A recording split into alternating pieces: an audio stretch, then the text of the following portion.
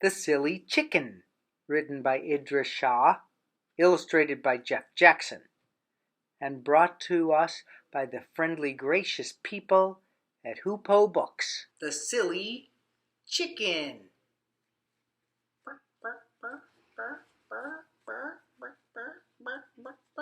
Once upon a time, in a country far away, there was a town.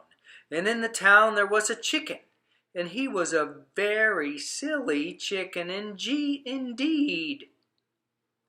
He went about saying, "Tuck, tuck, tuck, tuck, tuck, tuck, tuck, tuck, tuck, tuck, tuck, tuck, tuck, tuck," and nobody knew what he meant. Of course, he didn't mean anything at all, but nobody knew that. They thought that tuck, tuck, tuck, tuck, tuck, tuck, tuck, tuck, tuck just meant something. A beautiful town. Look at that tile work. Now a very clever man came to the town, and he decided to see if he could find out what the chicken meant by tuck, tuck, tuck, tuck, tuck, tuck, tuck, tuck, tuck. First he tried to learn the chicken's language. He tried and he tried and he tried, but all he learned to say was tuck, tuck, tuck, tuck, tuck, tuck, tuck, tuck, tuck. Unfortunately, although he sounded just like the chicken, he had no idea what he was saying. Then he decided to teach the chicken to speak our kind of language. He tried and he tried and he tried. It took him quite a long time, but in the end, the chicken could speak perfectly well, just like you and me. Have you ever taught a chicken to speak or to sing? After learning to speak as we do, the chicken went into the main street of the town and he called out, "The earth is going to swallow us up!" Buck, buck, buck. At first the people didn't hear what he was saying because they didn't expect a chicken to be talking human language. The chicken called out again, "Buck, buck, buck. The earth is going to swallow us up!" This time the people heard him and they began to cry out, "Good heavens, good gracious, dear me, the earth is going to swallow us up." "Yes, indeed, the chicken says so." Thoroughly alarmed, all the people packed up their most precious things and began to run to get away from the earth. They ran from one town to another, and they ran through the fields and into the woods and across the meadows. They ran up the mountains and down the mountains. Have you ever pushed a camel up a mountain? Have you ever slid a camel down a mountain? Probably helps if you have snow. They ran down the world and up the world and around the world. It looks like they're flying off of the world in this picture.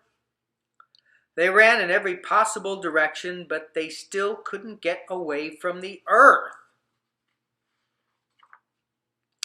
Finally, they came back to their town, and there was the chicken, just where they had left him before they started running. "How do you know the earth is going to swallow us up?" they asked the chicken. "I don't know," said the chicken. At first, the people were astonished, and then they said again and again, "You don't know, you don't know, you don't know." And they became furious, and they glared sternly at the chicken, and they spoke in angry voices. "How could you tell us such a thing? How dare you? You made us run from one town to another. You made us run through the fields and into the woods and across the meadows.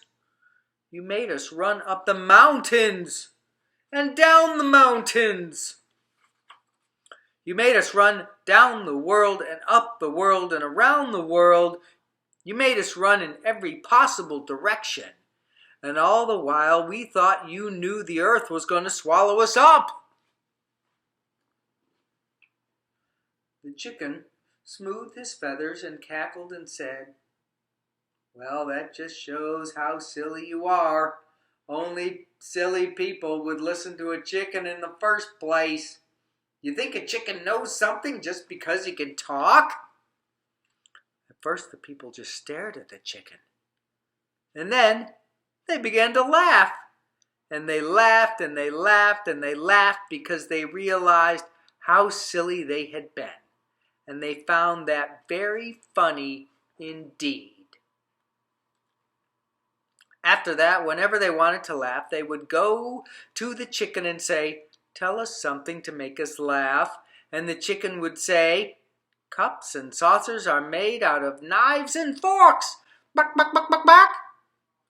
The people would laugh and say, "Who are you? Who are you?" And the chicken would reply, "I am an egg." And the people would laugh at this too because they knew he wasn't an egg. And they would say, "If you're an egg, why aren't you yellow?" "I am not yellow," the chicken would reply, "because I painted myself blue." The people would laugh at this too because they could see he was not blue at all, and they would say, "What did you paint yourself with?" And the chicken would reply, "With red ink." And at this they laughed the hardest of all. And now people everywhere laugh at chickens and never take any notice of what they say, even if they can talk, because of course everybody knows that chickens are silly.